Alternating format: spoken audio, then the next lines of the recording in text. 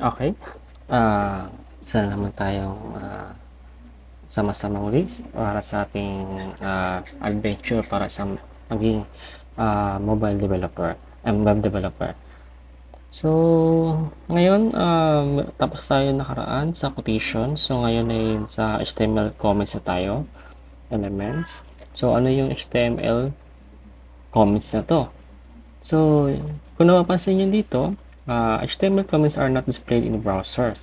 So, but they can help documents your HTML source code. So, hindi daw siya display sa ating browser basta gumamit tayo ng comment tag. Okay? So, usually nga, sabi dito, usually ginagamit siya sa pagdodocument ng ating source code. So, para at least matandaan natin yung mga codes na ginawa natin. So, let's continue. You can add comments to your HTML source by using the following syntax. So, pwede doon ganito. So, here, write your comments here. Okay? Notice that this exclamation, it has a exclamation point in the start tag, but not to the end tag. Okay? Comments are not, note dito. Comments are not displayed by the browsers. Okay, kaya yan. Then, how to add the comments. Try natin. Paano mag-add ng comment. So, test natin ha. Test the comment. So, malagay natin dito. This is a comment. Okay?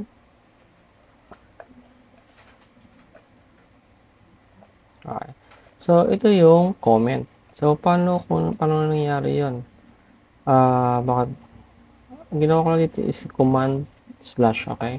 Sa Windows, I think this is a control slash, okay? So, check natin kung ano magiging tsura. So, kung napapansin niyo dito, ang lumabas lang sa ating browser is itong nasa taas. Ito ay wala.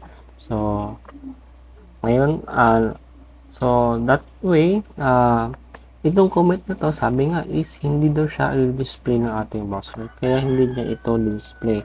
So, pwede ka maglagay dito ng kahit ano na pwede na tingin mo is makakatulong sa iyong source code or sa iyo para ikaw ay ma-remind kung para saan itong code na ito.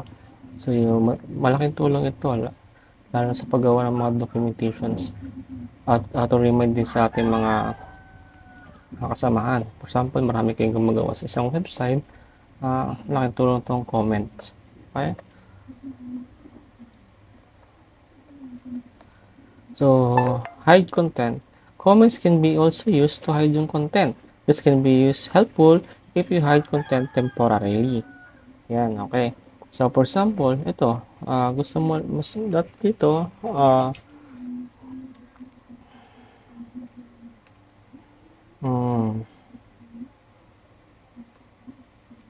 for example, yan, may account. So, pansamantala gusto mo mangyari is ayaw mo muna ipakita yung account natin kasi may sample may ginagawa ka pa dyan. So, gusto mo na, pwede mo siya temporarily hide. So, usually, ganun din yung ginagawa natin sa ibang codes. Syempre, asa naman i-delete natin yung code na yun, pwede natin i-hide muna pansamantala kasi tingin natin is pwede pa natin siyang gamitin or kailangan pa natin ito o yung paggagamitin pa tayo nito. Or pwede ililipat natin, magre-refactor tayo, mga ganong bagay. Kaya tayo minsan hinahide natin yung mga ibang content. Okay? You can also hide more than one line. So, kung napansin nyo dito is one-liner lang ito. So, pwede doon kayo maglagay ng ng more than one line. So, paano natin gawin yon? Sige. Lorem ipsum. Yan. For example, napakadami niyan. So, instead na yun ang gawin natin, pwede natin ito, ilipat natin siya dito. Okay? So, kung saan natin ito ilagay, yun yung kanyang magiging comment. Okay? So, yun yung kanyang sabihin dyan. So, comments are also great for debugging HTML. So, yun nga. pwede natin gamitin dito sa yung comment na pag-debug because you can comment out HTML lines codes one at a time in searching errors. So, once na nag-ano tayo ng mga error, kung may bugs tayo sa isang codes, malaking tulong yung comment na yan para ma-dissect natin yung ating code. Okay? Later on, once na gumawa tayo ng mga complicated na, makikita natin yan, paano natin ginagamit yung mga strategy. Then, hide inline content. So, pwede rin pala tayo mag-hide ng mga inline content. So, comments can be used to hide parts of the middle in the middle of HTML codes. So, gaya ng ating paragraph na to, for example, gusto ko ito lang yung i-hide natin. So, ito lang ilalagay ko. So, ma-hide na siya. Okay?